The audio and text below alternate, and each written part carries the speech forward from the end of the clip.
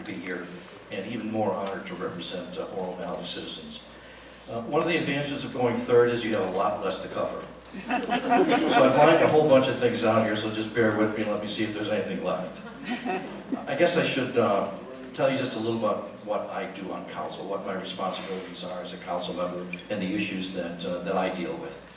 I'll start with something that, and I'll tell you this before I finish that.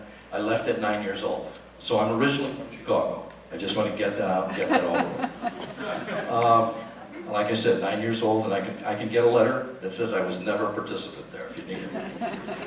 My role in council is that I fell into two things. Planning and zoning, for one, very important to the community, as you're well aware, is the future of Oro Valley, what we plan for. Also, the Water Utility Commission, I'm the council liaison to that one also. I think I've spoken here before about water, and as you recognize too, that's a hot topic here. There's no question about it, and an important topic. I also am the council liaison to our elected representatives at the state level, who we do interface with because sometimes they need some information from us about state issues that affect the Oro Valley, but are being written by legislators who are not from southern Arizona, may not fully understand the impact of what that does for our town. Sometimes those things get written because one town thinks it's a good idea and the other 90 suffer through it. Just a couple other things. We do things, I do at least, and as does Vice Mayor Waters. We belong to the Tucson Trade Coalition, Mexico-Tucson Trade Coalition, which is a group of people who continue to foster the trade relationships with Mexico and show the value, which is probably $1 billion a year to Arizona. Immigration and trade are two different things. We're as concerned about immigration as everybody else, but trade continues. We continue to foster that with them, and we're trying to make that work in Arizona. I also belong to a group called SADA. Maybe I shouldn't say it that way. It's the Southern Arizona Defense Alliance, which is a group, a mayoral group, and the mayor's representative there, who's trying to raise awareness for the defense industry in Southern Arizona, to include Davis-Monthan, Fort Huachuca, and of course, Yuma. There's a whole bunch of people who don't think that stuff should be here, and we need to raise the awareness in Washington, D.C. as to what that means to us, not just financially. Davis-Monthan is a big deal to us financially, but it brings a lot to the community, and we want to continue that. Personally, I am a member of the American Legion here in Oro Valley, Post 132. I'm in the color guard. I have a shirt similar to the one I had when I was in the military, but it's tapered the wrong way now.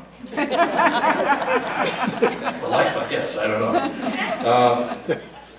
I'm also a volunteer mediator at the Attorney General's office here in Tucson, in the Civil Rights Division. A very worthwhile thing. I don't know if any of you have ever been exposed to mediation, but it gives the participants an opportunity to meet each other, work out their differences, and it's outside the legal system, but it is legally binding if they so choose. I've seen everything from people walking out of there with $50,000 for whatever wrongs were against them. I've seen people who came out of there with just a thank you, and they were glad to have that. Just the opportunity to interface with people. Lou and Mary have covered the quality of life issues, which are Naranja, the Aquatic Center, good streets, so I won't go into that. I want to say something about the business community, our relationship with it. You know, I saw some criticism that we are photo hounds. Well, I don't know how many of you have seen my picture any place, but I doubt many of you. I haven't seen it any place, except on my Facebook account. Can I say that? Okay, I guess so. Anyway, you know, we go to the ribbon cuttings, and it sounds silly. Why would you go to a ribbon cutting at Dickey's? Because you still got to pay for your own lunch. But you do get a free cup and sometimes a hat. I have the sunglasses in the car, by the way. But why wouldn't you go welcome a neighbor? I mean, if somebody moved in next door to you, wouldn't you go over there and say hello? Wouldn't you want them to feel welcome? That's what we do. That's what we do as a council. We're trying to integrate the community. We've done things like the neighborhood meetings, and I don't know if any of you have attended those. It's a chance for the neighbors who are affected by a planning and zoning issue to come there and talk about how it affects them. And it gives us an opportunity to listen to it and to make adjustments as it comes through the system. That's a very citizen-oriented thing. You don't find a lot of communities who do that.